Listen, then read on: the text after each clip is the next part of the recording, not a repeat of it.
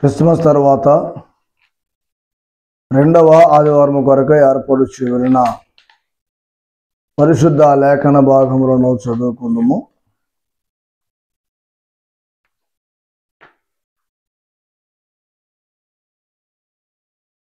పేతురు రాసినటువంటి మొదటి పత్రిక 4వ అధ్యాయము 12వ వచనము నుండి 19వ వచనం వరకు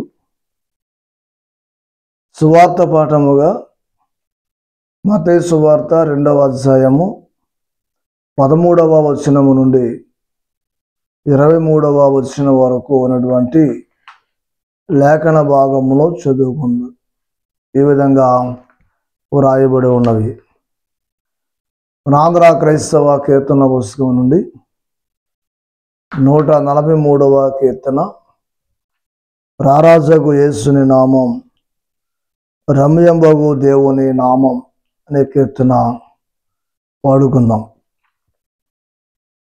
రారాజగు యేసుని నామం, రమ్యంబగు దేవుని నామం, రారాజగు యేసుని నామం, రమ్యంబగు దేవుని నామం, ఈసుండగు యేసుని నామం, ఈ ధరణిది పవన నామం, యేసుని నామం దేవుని నామం, రమ్యంబగు దేవుని నామం, యేసుని నామం దేవుని నామం, రమ్యంబగు దేవుని నామం, రారాజగు యేసుని నామం, రమ్యంబగు దేవుని నామం,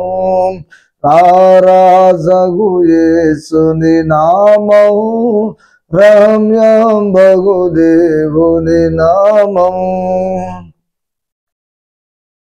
గగనము వీడిన గురు నామం, కలుషాత్ముల బ్రోచెడి నామం, గగనము వీడిన గురు నామం, కలుషాత్ముల బ్రోచెడి నామం, రారాజగు యేసుని నామం, రమ్యంబగు దేవుని నామం, శ్రీవాంకము గల ఈ నామం, సుజనుల చేసెడి శిరనామం, శ్రీవాంకము గల ఈ నామం, సుజనుల చేసెడి శిరనామం, రారాజగు యేసుని నామం, రమ్యంబగు దేవుని నామం, విజయం బొసగడి నిజనామం, విమలాత్ములకిది వరనామం, విజయం బొసగడి నిజనామం, విమలాత్ములకిది వరనామం, రారాజగు యేసుని నామం, రమ్యంబగు దేవుని నామం, మనమునకిది అజుల నామం, జనములకిది రుజునామం, మనమునకిది యోజ్వల నామం, జనములకిది రుజునామం, రారాజగు యేసుని నామం, రమ్యంబగు దేవుని నామం, ఈదరసుతులను గొను నామం, ఈ యేసుని అమృత నామం, ఈదరసుతులను గొను నామం, శ్రీ యేసుని అమృత నామం, రారాజగు యేసుని నామం, రమ్యంబగు దేవుని నామం, ఈసుండగు యేసుని నామము, ఈ ధరణిది పవన నామం, యేసుని నామం దేవుని నామం రమ్యం బగు దేవుని నామం యేసుండగు యేసుని నామం ఈ ధరణిది పవన నామం రాజగు యేసుని నామం రమ్యం బగు దేవుని నామం. మన తండ్రి నా దేవుని నుండి ప్రభువైన యేసుక్రీస్తు నుండి కృపయు సమాధానములో మీకు కలుగునుగాక. ఆమేన్. ప్రభునందు ప్రియ దేవుని బిడ్డలారా, మన ప్రభువును రక్షకుడైన యేసుక్రీస్తు వారి యొక్క దివ్య నామములో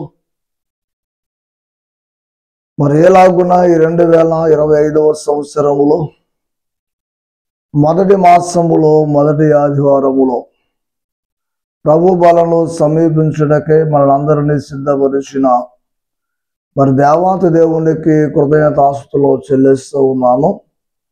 దేవుని యొక్క కృపలో 2024వ సంవత్సరం అంతా కూడా దేవుడు మనం సంపూర్ణంగా కాపాడిన మరి దేవునికి మనందరం కూడా కృతజ్ఞతాస్తుతులు చెల్లించబద్దులమై ఉన్నాం. అయితే దేవుని బిడ్డలారా, ఈ యొక్క నూతన సంవత్సరములో పండుగ దినములన్నీ కూడా సంపూర్ణము చేసుకొని మరలా సాధారణ జీవితంలోనికి మనము చేరుకొని ఉన్నాం. పండుగ దినములలో సందడి, పండుగ దినములలో సంతోషం, పండుగ దినములలో ఆనందాన్ని అనుభవించిన మానవ జీవితాలు. ఇప్పుడు పండుగ దినములు సంపూర్ణమైనవి గనక ఎవరి జీవితములు వారివే, ఎవరి బాధ్యతలు వారివే, ఎవరి విధానములో వారు కష్టపడాలి, శ్రమపడాలి.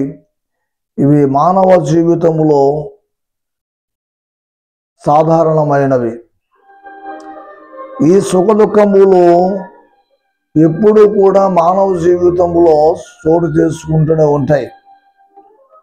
లోకములో ఒక నానుడి ఉంది. ఆ నానుడి ఏమిటి అంటే సుఖదుఖములు కావిడి కొండల వంటివని. యేసుక్రీస్తు ప్రభువుల వారు లేక తండ్రి వారు దేవుడు జ్ఞానైన సొలొమోను ద్వారా పరిశోధన చేసి ఆ పరిశోధన కాలములో చెప్పినటువంటి మాట ఏమిటంటే, దేవుడు కేవలము భార్యాభర్తలను మాత్రమే కాదు జత చేయడం, వారికి సుఖ దుఃఖములు కూడా జత చేసి ఉన్నాడని ఈ ప్రసంగి గ్రంథములో తెలియపరిచి ఉన్నాడు. లోకములో సామెత మనం వినటువంటి రీతిగా బైబిల్ గ్రంథములో కూడా వ్రాయబడినటువంటి సంగతులను మనం పరిశీలన చేస్తున్నాం. కానీ క్రైస్తవుడు తాము కలిగినటువంటి క్రీస్తుని బట్టి సంతోషించడమే కాకుండా అప్పుడప్పుడు క్రీస్తు నిమిత్తము శ్రమ కూడా అనుభవించాలి. ఆ శ్రమ అనుభవించడంలో క్రీస్తుని చూచి ఆనందించినటువంటి లోకం, క్రీస్తును చూసి సంతోషించినటువంటి లోకం, క్రీస్తు కూడా పూజించబడి పూజనుంది. ఇక ఈ బాల్యములోనే మరణ శ్రమలకు గురైనట్టుగా చూస్తూ ఉన్నాం. క్రీస్తు కోసము శ్రమపడినటువంటి వారు ధన్యులని ఈ లేఖనాలు మనకు తెలియజేస్తూ ఉన్నాయి. Blessed are those who have worked for Christ. క్రీస్తు కోసము శ్రమపడినటువంటి వారు ధన్యులు. కేవలం సుఖ దుఃఖములు మాత్రము కాదు. యోబు గారు కూడా అన్నాడు, మనం ఎప్పుడు మేలు అనుభవించదమా, కీడు అనుభవింపదగదా, యెహోవా ఇచ్చెను యెహోవా తీసుకుని పోయినటువంటి మాట తన యొక్క శ్రమ దినములో, కష్టములో, నష్టములో, బాధాకరమైన సమయములో తన భార్య హింసించినటువంటి తరుణములో భార్యను నిందించిన నిందకు గురి కలదు. కానీ క్రీస్తు మహిమ నిమిత్తము అతడు ఎదురు నిలిచేటువంటి వాడిగా మనం చూస్తూ ఉన్నాం. పత్రిక పాఠములో మనం చూడగలుగుతూ ఉన్నప్పుడు పత్రిక పాఠములో పేతురు రాసిన మొదటి పత్రిక 4వ అధ్యాయం 14వ వచనంలో క్రీస్తు నామము నిమిత్తము శ్రమించినటువంటి వారు ధన్యులు అని. పిల్లరా, పేతురు భక్తుడు తన యొక్క భక్తి అనుభవములోని మాటలు గనక మనము గమనిస్తే గనక మన కొరకు శ్రమ అనుభవిస్తే అది ప్రభువు కొరకు అనుభవించినది కాదు. మన అవసరాల కొరకు ఉపవాసం ఉంటే అది ఉపవాసము కాదు. మనం చేసేది ఏదైనప్పుడు కూడా, అనుభవించేది ఏదైనప్పుడు కూడా క్రీస్తు నిమిత్తము అనుభవించినప్పుడు, క్రీస్తు నిమిత్తము మనము శ్రమించినప్పుడు, క్రీస్తు కొరకు మనం జీవిస్తూ ఉన్నప్పుడు అది దేవుని కొరకు అవుతుందన్న విషయాన్ని గుర్తు చేస్తూ ఉన్నాడు. రెండవదిగా, మన పిల్లల కొరకు, మన యొక్క బలహీనతల నిమిత్తము, మన ఉద్యోగములో, మన విద్యలో, ఇక కుటుంబంలో ఇలాగ దేని కొరకు మనం శ్రమ అనుభవించిన అది దేవుని కొరకు కాదు, అది మన కొరకే అనే విషయాన్ని మనము గుర్తుంచుకోవాల్సిందిగా గుర్తు చేస్తూ ఉన్నాం. కానీ క్రీస్తు నిమిత్తము, నా నామము నిమిత్తము నిందల పాలైనప్పుడు మీరు ధన్యులు అంటాడు. ధన్యులు అంటాడు మత్తయి సువార్తలో యేసు ప్రభు 5వ అధ్యాయములో కొండ మీద ప్రసంగములో, మీరు నా నామము నిమిత్తము జనుల చేత హింసింపబడి, నిందించబడి, దూషింపబడుచున్నప్పుడు మీరు ధన్యులని చక్కని మాటలు వ్రాయిస్తాడు. కనుక దేవుణ్ణి మహిమ కొరకు నింద అనుభవించేటువంటి వాడు సంఘములో ఒక సంఘ పెద్ద అనుభవిస్తాడు. సంఘములో దైవ సేవకుడు ఆ నిందలో భరిస్తాడు. ఇక సంఘములోని విశ్వాసులు వారికి కలిగినటువంటి శోధనలు, వారికి కలిగినటువంటి బాధలు ఏమైనప్పుడు కూడా వాటిని దినబడిన వాటి వలన వారికి కలిగేటువంటి శ్రమలు దేవుని మహిమ కొరకు కాదు. ఎందుకంటే వారు చేసిన పనిని బట్టి, వారి జీవితంలో వారి బిడ్డల ద్వారా, వారు చేసేటువంటి కార్యముల ద్వారా, ప్రయాణాలలో ద్వారా జరిగేటువంటి బాధలు అవి దేవుని కొరకు అనుభవించినవి కావు. కనుక గుర్తు చేస్తున్నాం. నేను అంటాను, ఒక క్రైస్తవునిగా నీవు పడేటువంటి నింద అది క్రీస్తు నిమిత్తమై ఉండాలి. నీవు అనుభవించేటువంటి ప్రతి నింద కూడా దేవుని నిమిత్తమై అయి ఉండాలి. దేవుణ్ణి పని చేస్తూ కూడా నిందించబడాలి. దేవుణ్ణి పని చేయకుండా నింద అనుభవిస్తే అది నీ యొక్క వీక్నెస్ను బట్టే. నీవు దేవుణ్ణి పని చేయలేదు కాబట్టి నేను అంటారు అది దేవుని కొరకు అనుభవించినది కాదు. కానీ దేవుణ్ణి పని చేసినప్పటికీ కూడా వాడు చెడ్డవాడు, మంచివాడు కాదని అంటాం చూసారా, అప్పుడు అది దేవుని మహిమ కొరకు. దేవునికి స్తోత్రము చెప్పండి. ఇందుకోసము సౌలును పౌలుగా మార్చి సిద్ధము చేశాడు ప్రభు. ఆ సమయములో ప్రభు అంటాడు, ఇతడు నా నామము నిమిత్తము ఎన్ని హింసలు అనుభవించాలో, ఎన్ని నిందలు భరించాలో నేను అతనికి గుణపాఠము నేర్పాను, నీవు వెళ్ళి ప్రార్థన చెయ్యి అంటాడు అననీయ ప్రవక్తనం. దేవునికి స్తోత్రం చెప్పండి.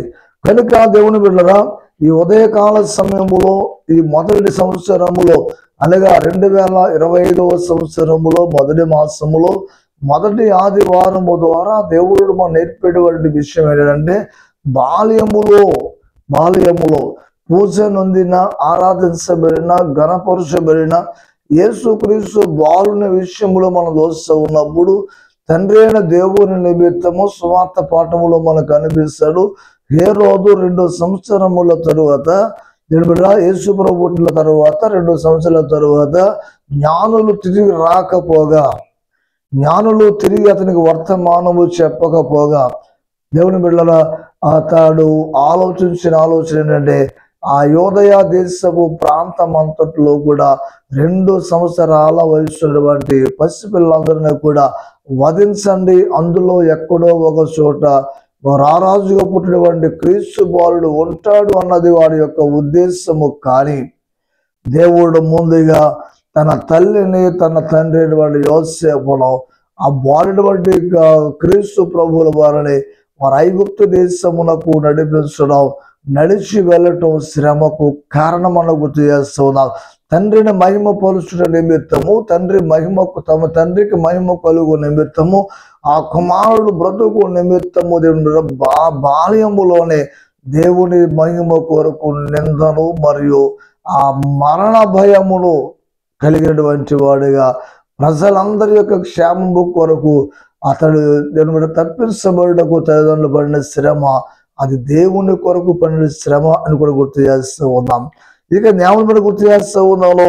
ఇక నిందలు భరించుటకు మోసేను దేవుడు సిద్ధము వేశాడు. బాల్యములో అతని కాలములో కూడా మోసే కాలములో కూడా అదే శ్రమ అదే బాధ అనుభవించాడు. తన తల్లి ద్వారా దేవుని కూడా అతను జమ్ము పెట్టులో పెట్టి ఉండడం, మరో కుమార్తె చూడడం, తన తల్లిని దాదిగా తీసుకురావడం, తన తల్లి తన ఇంట్లో పొరవ ఇంట్లో బ్రతకడం, ఆ తండ్రి కుమారుడు బ్రతుకొచ్చు జీతము తీసుకుంటూ కూడా చెప్పినటువంటి మాట ఏమిటంటే, నీవు దేవుణ్ణి పని చేసేటువంటి గొప్ప నాయకుడవు కావాలి. ఈ ఇంటిలో కాదు నువ్వు ఉండాల్సింది, ఈ దేశానికి కాదు రాజుగా ఉండవలసింది, ఈ దేశపు ధనమును కాదు అనుభవించవలసింది. నీవు దేవుణ్ణి ప్రజల నిమిత్తము నిందలైనా భరించడానికి నిన్ను సిద్ధం చేస్తున్నానని తల్లి ప్రయాసపడింది. తన ప్రయాస వ్యర్థము కాలా. కనుక దేవుడా మోషే పెద్దవాడైనప్పుడు హెబ్రీ పత్రిక 11వ అధ్యాయము 24 నుంచి 27 వరకు దేవుడా మోషే పెద్దవాడైనప్పుడు ఐగుప్తు దేశమునకు రాజును గాని ఐగుప్తు ధనాన్ని అనుభవించడానికి కానీ మరో కుమార్తెకు కుమారుడిగా కానీ ఉండడానికి నేను ఇష్టపడటం లేదు. నా దేవుణ్ణి ప్రజల నిమిత్తము నింద అనుభవించుట గొప్ప భాగ్యముగా ఎంచుకున్నాడు. దేవుని స్తోత్రం చెప్పండి. నిందలు శ్రమలు భరించుటకు దీని మీద 3వ వ్యక్తిని గుర్తు చేస్తూ ఉన్నాను. యోసేపు మరియులను సిద్ధము చేసినటువంటి ప్రభువు. అలాగనే ప్రభువును దేవుని బిడ్డ ప్రసవించుటకు 100 మైళ్ళ దూరము దేవుని బిడ్డ ప్రయాణము చేసేటువంటి శ్రమ వారిది. ఇలాగున వారు ప్రయాణములో ప్రయాసపడ్డారు, ఇలాగున వారి జీవితంలో శ్రమ అనుభవించారు. దేవుని కొరకు వారు పెరిగారు, దేవుని పని చేశారు, అంతము వరకు కడముట్టించారు. పెండ్లు కాకుండా గర్భము ధరించినదని అవమానం భరించినటువంటి భారము వారిది. వివాహము కాగానే నా భార్య గర్భవతి అయినటువంటి భారభరితమైనటువంటి జీవితం యోసేపుది. అయినా దేవుని యొక్క వార్త దూత చెప్పగా వారు విశ్వసించి దేవుని కొరకు నింద భరించడం ఇంతకన్నా గొప్ప భాగ్యము లేదని తమ జీవితాలను సమర్పించుకున్న వ్యక్తులు మరియా యోసేపులో ప్రజల కొరకు ప్రాణం పెట్టడానికి సిద్ధపడినటువంటి క్రీస్తు ప్రభు దేవుని ప్రజల నిమిత్తము నిందలు భరించడానికి సిద్ధపడినటువంటి మోషే, సర్వమును పోగొట్టుకున్నటువంటి యోబు, అది దేవుని మహిమ కొరకని భరించినటువంటి యోబు, వీరు దేవుని కొరకు నిందలు భరించినటువంటి వారు. ఇటు వారు దేవుని కొరకు అవమానమును భరించినటువంటి వారు. కనీసము చిన్న మాట వినిపించని మాట అర్థమవ్వని మాటకు పీక్కుంటాం మనం. వినడం చేత కాకపోగా, చెప్పినది అర్థం కాకపోగా తాను కలవరపడుతూ అనేక మందిని కలవరపెట్టి తన విశ్వాసమును పాడు చేసుకుంటూ ఇతరుల విశ్వాసమును పాడు చేసేటువంటి సమాజం దేని గుర్తు చేస్తుంది. కాబట్టి పేతురు అంటాడు, ఎవడైనను క్రైస్తవుడైనందుకు ఎవడు కూడా సిగ్గుపడవలసిన అవసరము లేదు. వాడు క్రైస్తవుడైనందుకు మనము సంతోషించాలి. క్రైస్తవుడిగా దేవుని కొరకు శ్రమ అనుభవించడానికి ఇష్టపడాలి అని పేతురుగా తెలియపరుస్తూ ఉన్నాడు. క్రొత్త నిబంధనలో సౌలు యోధా మతము విడిచి పౌలుగా మారినందుకు, యోధా మతాన్ని విసర్జించి పౌలుగా మారినందుకు దేవుడు ఎన్నో శ్రమలు అనుభవించాడు. 2 కొరింథీ పత్రికలో 11వ అధ్యాయం 22 నుంచి 27 వరకు వెళ్తే, వారు హెబ్రీలా నేను హెబ్రీయులనే, వారు ఇశ్రాయేలీలా నేను కూడా ఇశ్రాయేలునే, వారు రోమీలా నేను రోమీయులనే, వాడు క్రైస్తవుడైతే నేను క్రైస్తవుడనే. ఇది చట్టం. దేవుని ఆరాధించడానికి ఎవరికైనా ఉన్నటువంటి హక్కు ఇది. కనుక ఏ విధంగా వాదించడానికి నేను సిద్ధంగా ఉన్నాను, ఇష్టపడుతున్నాను అని వాళ్ళందరితో వాదించినటువంటి గొప్ప వాదకుడు పౌలుగా మారినటువంటి సౌలు. ఇన్ని శ్రమలు కలిగినను అతడు సంతోషముగా అనుభవించినటువంటి సాక్షి పౌలు యొక్క జీవితము. ప్రియులారా, 2 కొరింథీ పత్రిక 12వ అధ్యాయంలో 10వ వచనంలో నేనెప్పుడు బలహీనుడునో నేను అప్పుడే బలవంతుడును అన్నాడు. శోధన కలిగినప్పుడు ధైర్యముగా ఉన్నవాడే నిజమైన బలవంతుడు. కష్టము కలిగినప్పుడు ధైర్యముగా ఉన్నవాడే నిజమైనటువంటి ధైర్యవంతుడు. నష్టము కలిగినప్పుడు ఓర్చుకునేటువంటి వాడే నిజమైనటువంటి ధనవంతుడు. ఉదయకాల సమయంలో ప్రభు పేర తెలియపరుస్తూ ఉన్నాలో, క్రైస్తవ జీవితములో విశ్వాసము, భక్తి నీవు యథార్థముగా జీవించుట ప్రారంభించినప్పుడు నిందలు, అవమానములు కలిగించేది అపవాది. నువ్వు భక్తిగా, విశ్వాసిగా, నమ్మకమైనటువంటి వాడిగా, నమ్మకమైన సేవకుడిగా పనిచేస్తూ ఉన్నప్పుడు, నువ్వు యథార్థముగా దేవుని యొక్క వాక్యమును బోధిస్తూ ఉన్నప్పుడు, నీతిగా నడుచుకుంటూ ఉన్నప్పుడు, నీ పైన నిందలు వేసేది, నిందలు మోపేది, నేను అవమానపరిచేది దేవుని బిడ్డ అపవాది శక్తులనే విషయం గుర్తు చేస్తూ ఉన్నాను. అలాంటి నిందల సమయంలో నిన్ను భరించడానికి శక్తినిచ్చేవాడు నీవు నమ్మినటువంటి దేవుడే.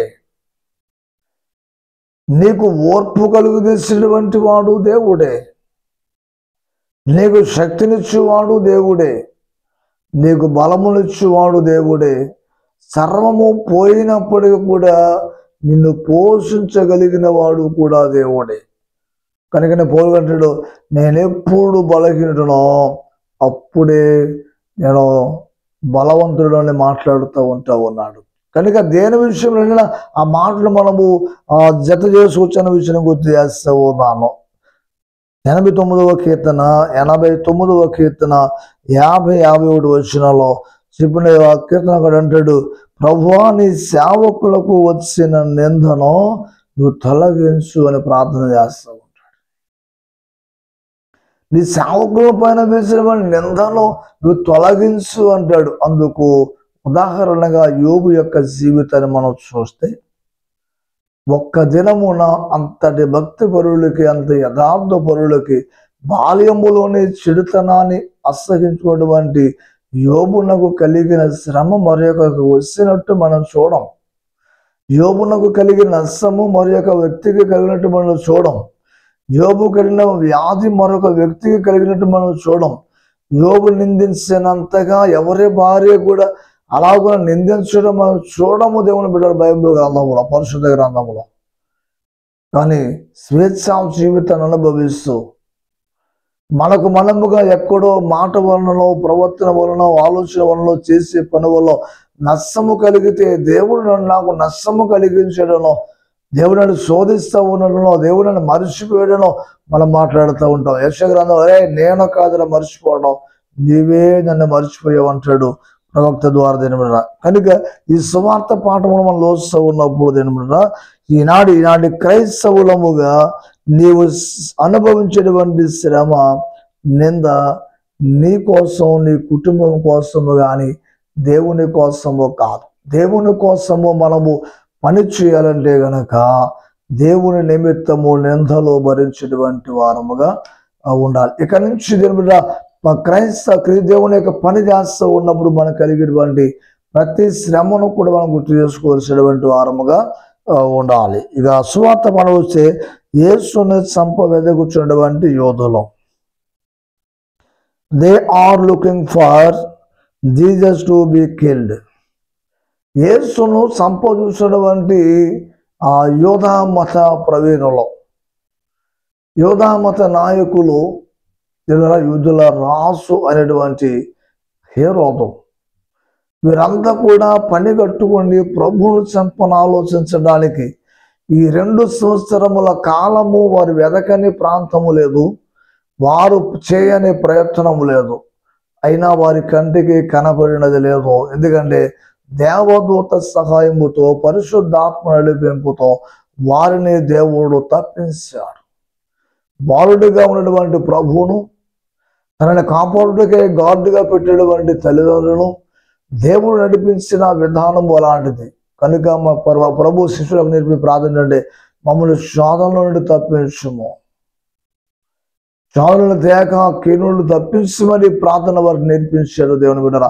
కనుక ప్రతి ఉదయమున ప్రతి సాయంత్రమున కూడా నువ్వు ప్రార్థన చేసి ముగించినప్పుడు ప్రభు ప్రార్థన మనం చెప్తూ ఆ ప్రార్థనను కూడా మనం విశ్వాసనీయముగా దాన్ని మనం అనుసరిస్తూ ప్రార్థన ద్వారా దేవునికి మనం అప్పగించుకున్నప్పుడు శోధన నుండి ప్రభు తప్పిస్తాడో కీడు నుండి తప్పిస్తాడు ఆ విషయాన్ని జ్ఞాపకం చేస్తూ దాన్ని. కనుక దేవుని బిడ్డరా, యేసు గర్భములో ఉండగా తల్లిగా మరియను తండ్రిగా యోసేపును వారు అనుభవించినటువంటి శ్రమ తాళలేనిది, లేక ఎనలేనిది, లేక భరించలేనిది. దేవుడా, ఆ శ్రమ నుండి తప్పించబడటానికి వారు ఆ పడిన ప్రయాసం ఎంతో గొప్పది అంటే మనము ఊహించలేనంతగా అని కూడా జ్ఞాపకం చేస్తూ ఆయన భూమి మీద జన్మించిన వెంటనే మరణకరమైనటువంటి శ్రమకు అనుభవించాడు. మరణకరమైనటువంటి శ్రమ సంభవించినది సేవా జీవితంలో శోధన ప్రారంభమైనప్పుడు, సేవా జీవితంలో శ్రమ ఆరంభమైనప్పుడు అనుభవం దేవునిలో మనము బలపడగలం మన విషయం గుర్తు చేస్తాము. దేవుని నమ్మిన తర్వాత వెంటనే ఆశీర్వాదము కలిగితే మన శోధనలో నిలబడలేము. దేవుని బిడ్డలారా, శ్రమ అనుభవించినప్పుడు నిందలు భరించగలం, అవమానాన్ని ఎదిరించగలం, దేవుని కొరకు నిలబడగలం, దేవుని మహిమపరచగలం విషయం గుర్తు చేస్తా ఉన్నా. మరియా యోసేపులో మొదటి నింద క్రీస్తు ప్రభువుని గర్భము ధరించినందుకు అనుభవించారు. ఇక రెండోదిగా చూస్తే ఏమిటరా, యోసేపు మరియలో ఏమిటరా శ్రమను క్రీస్తును ప్రసవించుట కొరకు, క్రీస్తుకు జననము ఇవ్వటానికి శ్రమపడ్డారు. ఇక మూడవదిగా చూస్తే యోసేపు మరియలో ఆయనను ఖడ్గ మరణము నుండి తప్పించుటకు ఆ శ్రమ అనుభవించేటువంటి వారు. చెప్పండి, ఎన్ని విషయాలు? 3 విషయాలు. ఇంకా చెప్పడానికి ఇష్టపడతా కొందరు అనగా యోసేపు అనగా నీవు భరించినటువంటి నిందలో గాని, శ్రమలో గాని, బాధలో గాని ఏదైనా ప్రభువు కొరకు ఉన్నదా? ఈ లోకములో నీకు వ్యాధి వచ్చినది అంటే కారణం ఏమిటి?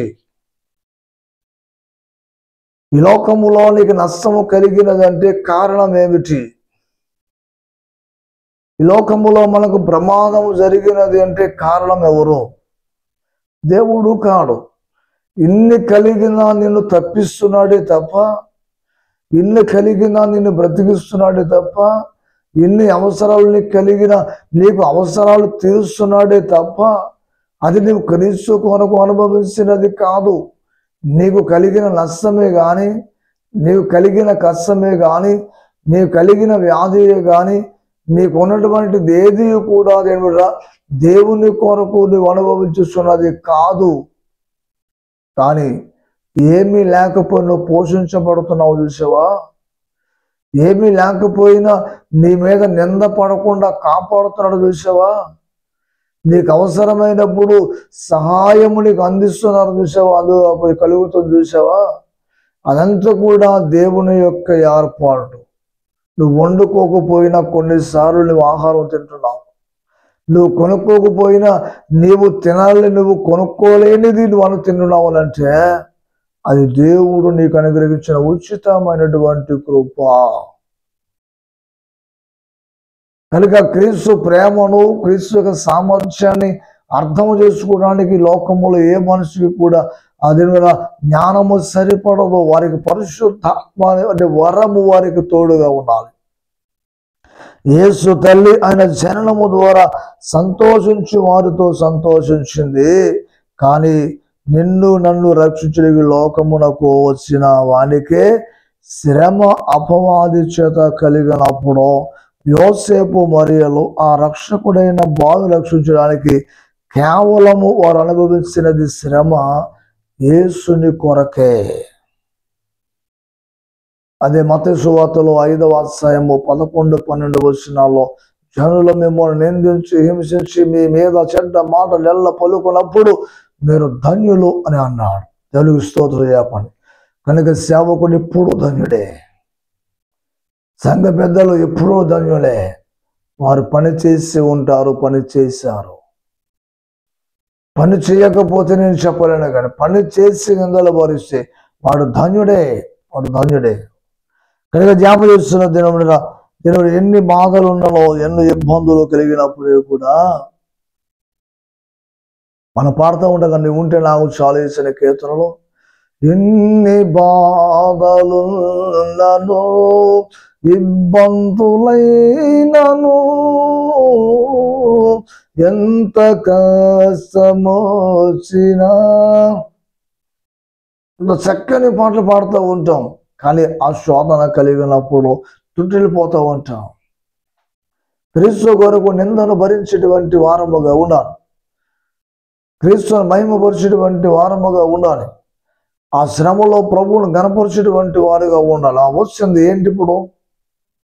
ఇలా జ్ఞాపకం చేస్తే ప్రియ, క్రీస్తును లోకానికి పరిచయము చేయుటకు ఎన్నో నిందలు, ఎన్నో అవమానములు, ఎన్నో శ్రమలు అనుభవించారు మరియ యోసేపులో. ఎప్పుడైనా క్రీస్తు కొరకు నువ్వు నింద భరించావా? మరి నువ్వు విశ్వాసివి, సేవకుడివి, పెద్దవి, నాయకుడవు అనిపించుకోవడానికి అనుభవిస్తున్నావా? నువ్వు శ్రమ కలిగిన శ్రమను బట్టి ఎదురుదాడి చేస్తున్నావా? కౌంటర్ మీద కౌంటర్లు వేస్తూ ఉంటారు, ఎత్తుకు పై ఎత్తులు వేస్తూ ఉంటారు. చెప్పండి, ఎదుటి వాళ్ళని ఎలా దెబ్బతీయాలా, ఎలా పడగొట్టాలని ఆలోచన చేసేటువంటి వారముగా ఉంటావు. అలాంటప్పుడు నువ్వు క్రీస్తు కొరకు చేసింది ఏమీ లేదు. నీ యథార్థతను నువ్వు కాపాడుకోవడానికి క్రీస్తు పనికి మనం అప్పగించబడిన తరువాత మన నీతిని మనము సమాజమునకు ప్రదర్శించాలి. ప్రజల చేత మంచిని మనము సంపాదించినటువంటి వారముగా ఉండాలి. దేవుని మహిమ కొరకు మనము సేవ చేసేటువంటి వారముగా ఉండాలి. వాడి సేవకుడైన, నాయకుడైన, సంఘానికి పెద్ద అయినా కనుక రక్షకుని, ఆ రక్షకుని కొరకు మహాశ్రమ, వేదన, వధ కూడా జరిగింది. అలాంటి జీవితం ఆయనను కాపాడుకోవడానికి ఎంతో మంది తల్లులు తమ బిడ్డలను వధకు అప్పగించారు. మోషే కాలములో కూడా అది జరిగింది, యేసు ప్రభు కాలములో కూడా అది జరిగింది. వధ వధ వధ. మోషేను ఆ ఫరో ఐగుప్తులో చంపలేకపోయాడు, యోధా ప్రాంతములో, బెత్లెహేములో, నజరేతులో యేసు ప్రభుని చంపలేకపోయింది లోకం. ఈరోజు గుర్తు చేస్తూ ఉన్నాను ప్రేమటువంటి వల్ల ఎంతో మంది తల్లులు తమ యొక్క జీవితాలకు, వారి స్వాస్థ్యాలను, మగపిల్లలందరినీ కూడా వధకు అప్పగించారు. నీవేం అర్పిస్తున్నావు? నీవేం అర్పించావు? నువ్వేమి ఇవ్వగలిగావు దేవునికి? నువ్వు దేవుని కొరకు అనుభవించే శ్రమ ఏముంది అసలు లోకంలో? దేవుని కొరకు నువ్వు వదులుకున్న అలవాటు ఏముంది? నువ్వు దేవుని కొరకు మానుకున్న ప్రవర్తన ఏముంది? నువ్వు దిద్దుకున్నది ఏముంది? ఒక్కసారి మిమ్మల్ని మీరు గమనించుకోవాల్సిందిగా గుర్తు చేస్తూ ఉన్నా. చివరిగా మత్తయి సువార్త 2వ అధ్యాయం 16వ వచనం, ఆ జ్ఞానులు తన్ను అపహసించురని ఆ హేరోదు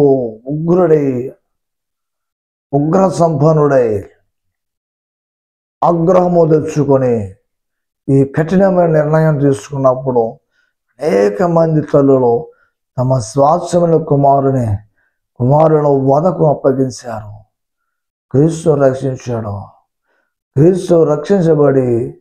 మనకు రక్షకుడుగా ఉండి లోకాన్ని రక్షించగలిగిన గొప్పవాడు మన వారు ఇచ్చినటువంటి దేవుడు. కనుక చివరిగా యేసును అంగీకరించి హత్తుకొని వెంబడించు వారే నిజమైనటువంటి క్రైస్తవులు.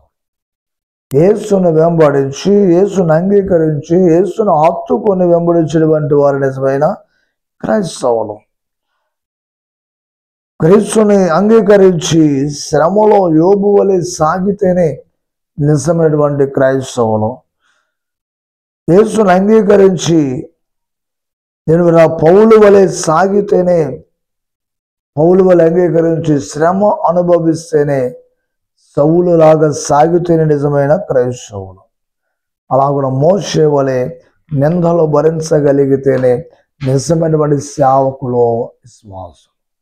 అలాగున మన విశ్వాస జీవితం సాగిపోవటకు పరిశుద్ధాత్మ దేవుడు మీకు అట్టి కృప అనుగ్రహించి ఆదరించునుగాక.